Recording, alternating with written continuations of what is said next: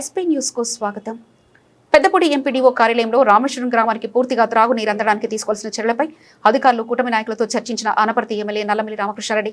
ఈ సందర్భంగా Anaparthi MLA Nallamilli Ramakrishna Reddy media సమావేశంలో మాట్లాడుతూ గత కొద్ది కాలంగా రామేశ్వరం గ్రామానికి త్రాగునీరు అందడం లేదని నా దృష్టికి వచ్చిందన్నారు.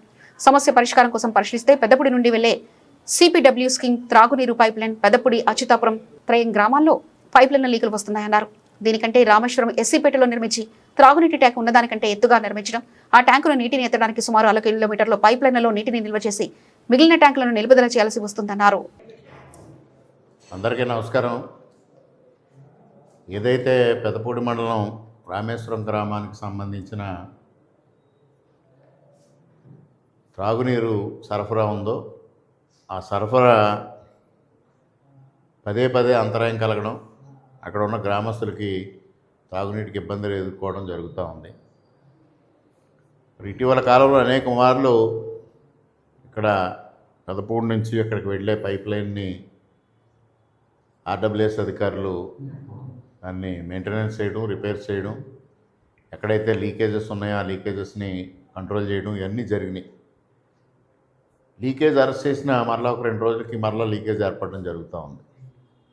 ఎందువల్ల ఈ విధమైన సమస్య ఏర్పడుతుంది అనేది ఇప్పుడు ఇక్కడ అధికారులు నాయకులు సమక్షంలో సమీక్షిస్తే మొత్తం పెదపూడి నుంచి రామేశ్వరం వరకు ఉన్న మొత్తం స్కీమ్స్ 600 KL. ఈ 600 KL ఒక హైట్లో ఉంటే రామేశ్వరంలో 2019-24 మధ్యన నిర్మాణం చేసిన OHSR ఎక్కువ హైటు డిజైన్ చేసి నిర్మాణం చేయడం జరిగింది.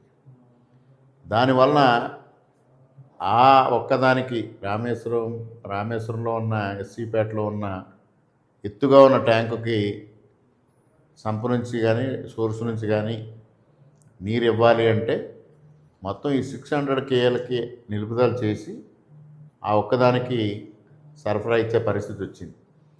అటువంటి సమయంలో ఇంత 600 KLని ఆపి ఒకే దానికి సరఫరా ఇస్తూ ఉంటే ఏదైతే ఈ వాటర్ని క్యారీ చేస్తున్న పైప్ లైన్లో పెదపూడి నుంచి రామేశ్వరం వరకు క్యారీ చేస్తున్న పైప్ లైన్లో ఎక్కువ ప్రెజర్ డెవలప్ అయ్యి అక్కడ లీకేజెస్ ఏర్పడడం జరుగుతూ ఉంది.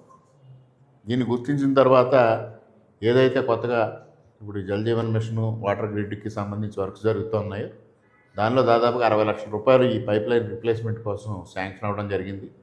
అది మెగా ఇంజనీరింగ్కి వచ్చింది. మెగా ఇంజనీరింగ్ ప్రతినిధులతో కూడా నేను ఉదయం సమస్య నా దృష్టికి ఇచ్చిన వెంటనే మాట్లాడిన తర్వాత వాళ్ళు ఇమీడియట్గా ఈ పైప్ లైన్ రిప్లేస్ చేయడం కోసం పైప్స్ ఆర్డర్ చేశారు. ఒక 1 వీక్లో ఈ పని మొదలుపెట్టి 15 రోజుల వ్యవధిలో కంప్లీట్ చేస్తూ ఉన్నారు. అంటే దాదాపుగా 3 వారాలు పట్టే పరిస్థితి. 3 వారాలకి ఇంకా అదనంగా ఇంకో వారం వేసుకున్న 4 రోజుల పాటు ఎటువంటి ఇబ్బంది లేకుండా రామేశ్వరం ఎస్సీపేటకి సరఫరా చేస్తూ మిగిలిన 600 KL ట్యాంక్స్కి సరఫరా చేయాలి అంటే ఇప్పుడు ఆల్టర్నేటివ్ ఏం ఆలోచన చేసామంటే రామేశ్వరంలోని ఎస్సీపేట ట్యాంక్కి ఒక సింటెక్స్ ట్యాంక్స్ పెట్టి దాంట్లోకి పంప్ చేసి దాని నుంచి మరలా పంప్ చేయడం ద్వారా ఇక్కడ ఈ ప్రెషరు కొద్దిగా రిలీవ్ చేసి ఎటువంటి డ్యామేజెస్ లేకుండా లీకేజెస్ లేకుండా పైపు రన్ చేయడం, ఆల్టర్నేటివ్గా ప్యారలల్గా కొత్త పైప్ లైన్ వేసిన తర్వాత ఈ పాత పైప్ లైన్ని తొలగించడం కూడా జరుగుతుంది. మరి ఆలోచన లేకుండా జనరల్గా ఎక్కడైనా ఏది డిజైన్ చేసినా దానికి సోర్స్ ఎక్కడి నుంచి ఉంది, ఆ సోర్స్ని ఏ విధంగా తీసుకోవాలి, ఎంత ప్రెజర్ మెయింటైన్ చేయాలి, ఎంత హైట్ మెయింటైన్ చేయాలి అనేది ఇంజనీరింగ్ శాఖ పరిశీలన చేస్తుంది.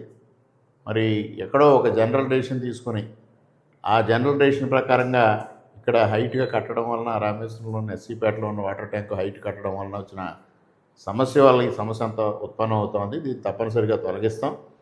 అంతవరకు ఎటువంటి ఇబ్బంది లేకుండా నీటి సరఫరా చేయమని కూడా అధికారులకి ఆదేశించడం జరిగింది.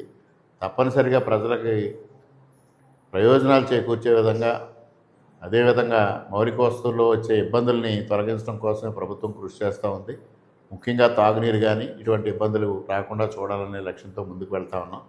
తప్పనిసరిగా ఈ సమస్యని అతి తొందరలోనే పరిష్కారం చేస్తామని మీ అందరికీ సవినయంగా తెలియజేసుకుంటూ అంతవరకు ప్రజానీకం సహకరించాల్సిందిగా, ఈ లోపుగా కూడా మీకు ఎటువంటి తాగునీరు ఇబ్బంది రాకుండా ఆల్టర్నేటివ్ మెజర్స్ తీసుకోవడం జరుగుతుందనేది కూడా ఈ సందర్భంగా తెలియజేసుకుంటూ సెలవు.